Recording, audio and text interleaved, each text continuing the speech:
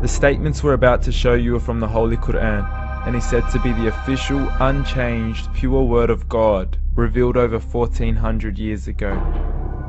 Claiming to be the word of God is a heavy statement, and without proof, or if a single contradiction is found within the book, the apparent word of God will be proven false. So without further ado, let's put the book to the test. In the 23rd chapter, titled The Believers, from the 12th to the 14th verses, God is said to give a detailed description of how the human being is formed. It begins by saying, "We then placed him as a sperm drop in a place of settlement, firmly fixed. Then we made the drop into a alaqa." We will translate this word very soon.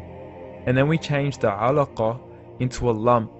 Then we made out of that lump into bones. And then we clothed the bones with flesh. Then we caused him to grow and come into being and attain the definitive human form." In the 21st century, we can now safely say that this verse is clearly describing the process of human development in correct chronological order. However, what we should be paying attention to in particular is the second stage, referring to the development of the embryo. The specific word used to describe the embryo in this verse is the word alaqa. The word alaqa, when translated into English, can mean three separate things. Firstly, a blood clot, or to be suspended, that is to be hanging or clinging to something, or thirdly and finally, a leech. Now, all three definitions don't come anywhere near what we perceive to be the human embryo. So, why are these words used, and what significance do they share with the human embryo? Can the embryo be described as a blood clot? Well, what do you think? In the third week of embryonic development, a tubular heart joins with the blood vessels to form a primordial cardiovascular system, and by the end of the third week, the blood is circulating and the heart begins to beat on day 21. The first thing that comes to mind in regards to being suspended or hanging is the umbilical cord. But we can't use that example because we are simply referring to step 2, before the baby has even formed. But we now know today that the umbilical cord is formed from the connecting stalk. And the connecting stalk is formed as soon as the embryo is formed.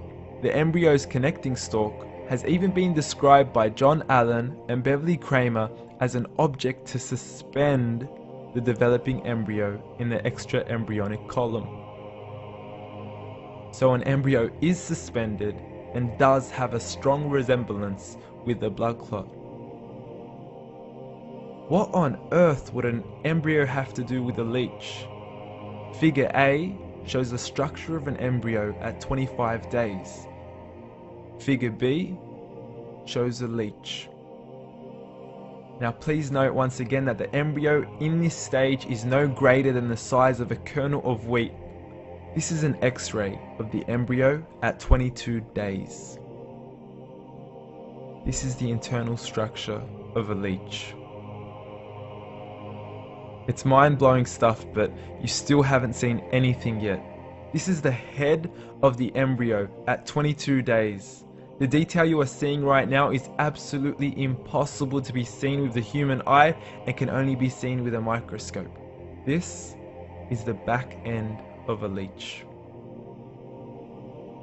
There's no other words used to describe this other than mind-blowing.